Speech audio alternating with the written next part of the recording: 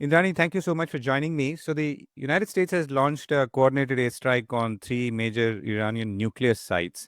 And the operation involved six B 2 stealth bombers, and they used 30,000-pound bunker buster bombs, as they're called, along with Mhm. missiles launched from submarines. So, it's a fairly full scale attack. And also, the first time that America has come to the region or come back to the region after maybe 2011.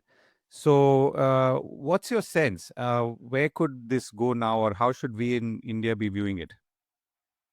Well, it's obviously an escalatory war, uh, but in a sense, Trump, I think, fell for Netanyahu's gambit, uh, because Netanyahu literally did.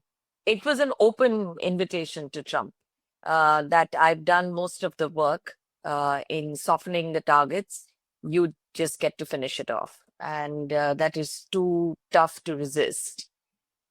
Hmm. So now I think certainly Trump got sold with the idea that you take out the nuclear um, with sort of facilities and the nuclear program is gone.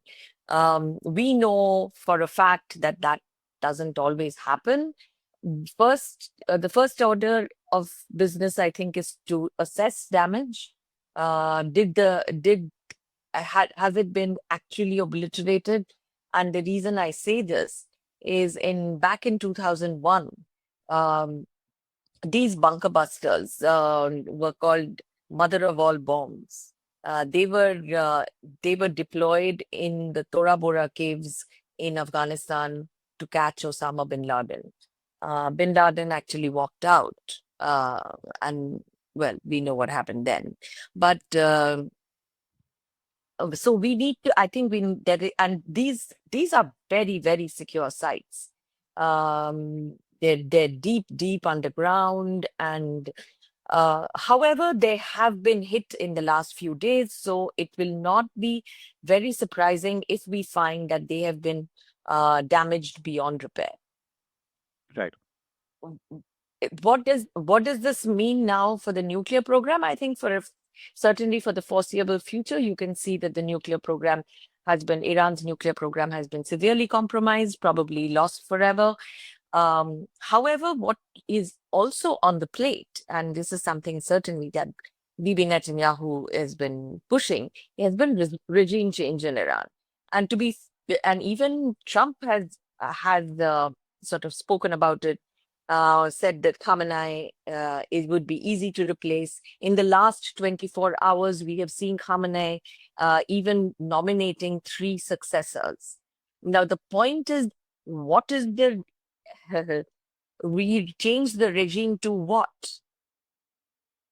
Who is there to take over the regime? The Americans have a fantasy idea that Pahlavi, the former Shah, Raza Pahlavi, his son who lives in America, can be the one to come back to Iran and restart the Shah the Shah's reign. I think that ship has sailed. I don't think that's really where we Hmm. are right now. However, these are the things one gets to hear from Washington these days. So, Right. so that's where we are really. Right. So, from a India lens now, and I mean, Mm. Iran is a country that you've traveled to in the past as well, as a diplomatic reporter. What's your sense? I mean, where did we stand in the past? Where do we stand today? How would we, you know, respond to this if so? We have never said it openly, but we do not want Iran to get a nuclear weapon. Hmm. We this would be compounding the problem the region that we live in. We literally are flanked on two sides by two nuclear weapon powers. A third nuclear weapon power, certainly with a one as ideologically extreme as the Iranian are, was something no Indian government has ever uh, approved of or would have wanted. And that was one of the reasons why we stayed quiet. We also obeyed every sanction that the US put in. We stopped our oil response for from Iran. Having said that, we do have a long history with Iran, a long history which has now diminished significantly because Iran believes we are also a part of the US led sort of sphere of influence. Um, Remember in 2008, Iranian agents attacked an Israeli diplomat in New Delhi. That case has not been conclusively mm, sort of solved yet. We are also we also have over the years sort of changed, completely transformed our relations with Israel to the extent that, and this is in really, really critical areas of India's national security. Right? We used Israeli missiles for Op Sindoor. We have refused to condemn Israel for its attacks on Iran, and that was just 10 days ago. So our relations have changed over the years. We have now become much closer to the Arab Gulf states than we are to Iran, and that has been a change that has been about in the making for about the last 15 years. So everybody's changing their Iran itself has changed.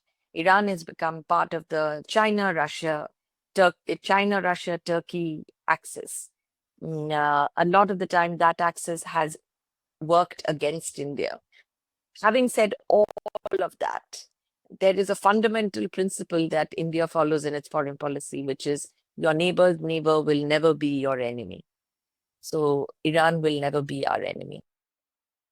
Right. And I think that's a good note to end on. Indrani, thank you so much for joining me. Thank you. Thank you, Govind.